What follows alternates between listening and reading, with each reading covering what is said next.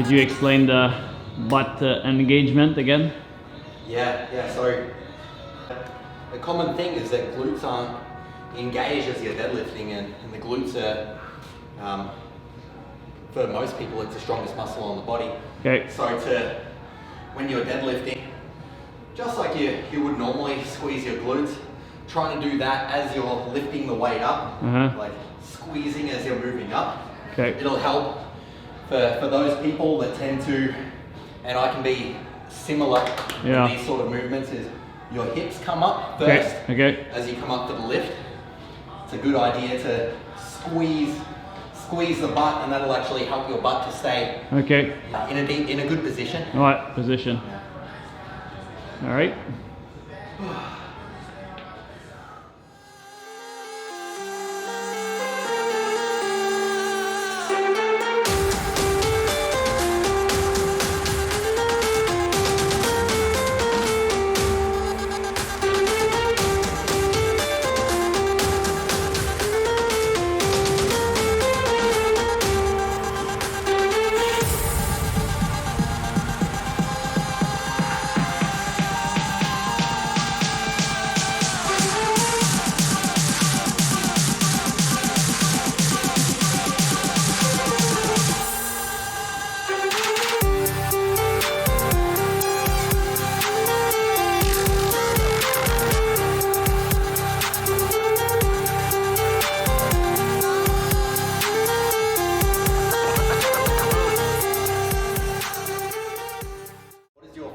Book to date?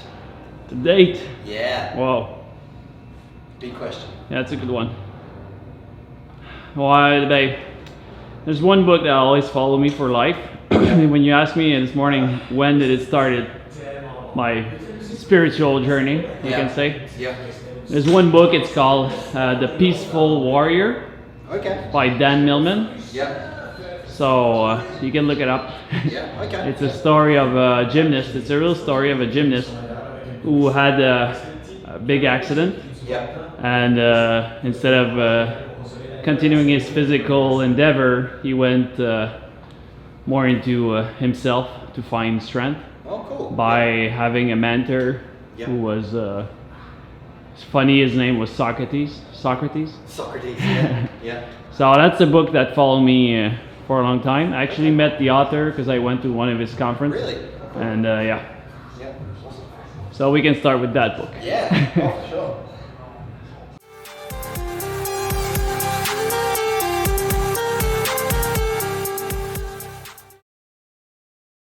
And what's your book? Well, if we're talking about one that's it's hard to find like a favorite book, but yeah, one that stays on my mind every now and then is probably The Alchemist. Alchemist, right? Okay. Yeah, because it's and especially in that spiritual sense, actually, because it's like when I had thoughts of moving to a different place. Yeah. The thought was, if I move to this different place, then it will be all sunshine and rainbows because, you know, like it's new. It's new, it's better, there's better people there, whatever. But the moral of The Alchemist is that the treasure is this, pretty much like for a summary, the guy goes to search for the treasure, like on the other side of the world. He looks and sees all these amazing, wonderful things. Yeah. But he doesn't find the treasure, and when he gets back home, he finds the treasure like at his house.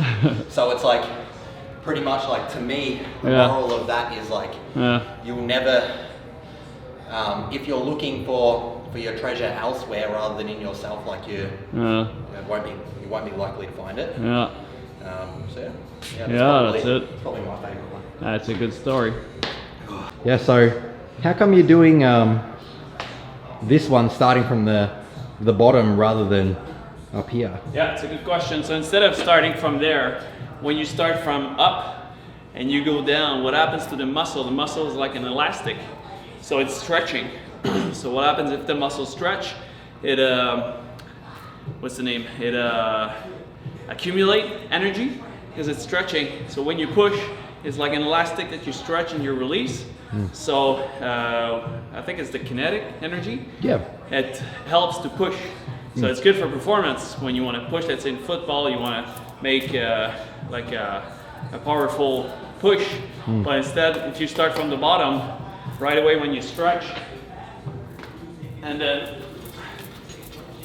you wait for it, you wait, and then the kinetic energy releases. So when you start from the bottom, then you push really with your muscle instead of help with the kinetic energy. So the first is really the hardest. Yeah, more So difficult. If I go, so when you come down, then you get a little bit of a kinetic energy, and then helps the second one. Yeah. Nice. So you actually practice from the bottom. Yeah. Yeah, I like that. Yeah, if I can follow up on your Alchemist story, Yeah. I actually had the same epiphany. So at one point in my life, I don't know if I think I've talked to you about it. I've stayed in Hawaii for 3 months, and I went there without knowing when I would come back. So from Montreal to Hawaii, in the middle of nowhere, in paradise. But at some point in the middle of the trip, I felt like shit, if I use that word. Felt shitty, and I realized I'm in the middle of paradise and I feel like shit. So what I realized is, wherever you go in the world, you travel with your baggage, with your internal shit, I can say. Yeah. So Yeah, totally. So that's it. So it's the problem is not the place. The problem is Yeah. Yeah, you're carrying it. Yeah. you carry whatever you're having. Yeah. So I had the same thought of the Alchemist Yeah. when I was in Hawaii. So Yeah. Yep. Yeah, for sure. Yeah, and if you don't change yourself, your environment will slowly, it might not happen straight away if you move to a different place, but slowly but surely it will creep into if you're not willing to change yourself, slowly but surely your environment will reflect that, totally. just what it did in the place that you were before. You attract. Yeah, for sure. Nice. Good stuff. Yeah, so we're just talking about the Alchemist and the book that you just mentioned. Yeah, Peaceful Warrior. The Peaceful Warrior, yeah. Yeah. And the fact that we've read a lot of non-fiction books. A lot. And the non-fiction books are straight to the point, and we learn a lot from them. But It's the facts. yeah. And Dino was just saying that the stories are they stick with humans probably better than the non-fiction books. Yeah. Research says that our brain understands concept through stories. So into stories, there's also emotions, and you relate with, let's say, the character. So then it's not only rational when you hear a fact and information on non-fiction books, it's mostly rational. But then to feel it, you go through a story, and then you go through the emotion also. So you kind of glue the fact with your emotion. Yeah, that's a great way to put it. Yeah. And I mean, when I was in university studying, it was like, make a stupid story out of it. Like whatever it is, make it could be like sexual, it could be funny, it could be stupid, but yeah, the chances of me remembering it are so much better. See, that's it. Then you remember the story. Yeah. The time. That's it. Yeah, that's it. Totally.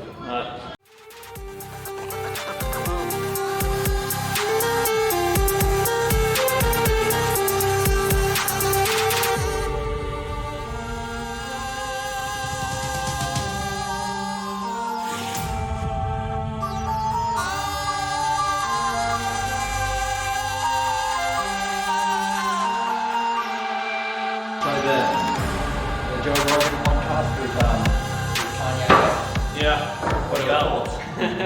What are your? Yeah, it's a good. It was good. Yeah. Yeah, well, I'm about an hour in the podcast. Yeah. Feels like he can be misunderstood by a lot of people. Yeah, pretty easily. Yeah. He's got a lot of ideas. He's really creative. Yep. Yeah, so I don't know if he's connected to something that most are not, and because he's visionary in many areas. So Yeah, that's it. I think he's it's almost like he's connected to something. It's almost like if you were to change a radio station, and it's like you're almost connected to it, but it's not like it's not super clear. It's like kind of how his ideas are coming out, because he has great ideas. But a lot of the time it's very scattered. I mean, I feel like I can be like that sometimes, but probably not to that extent. But can we execute like he does? Exactly. Yeah, that's the big thing. Yeah. So, because he was talking to Joe Rogan, he's got ideas about shelters, and he's like, oh, I have an engineer, and I'm talking to NASA, and what? He's got NASA on his phone. Yeah. We don't. Yeah, that's it. Wow.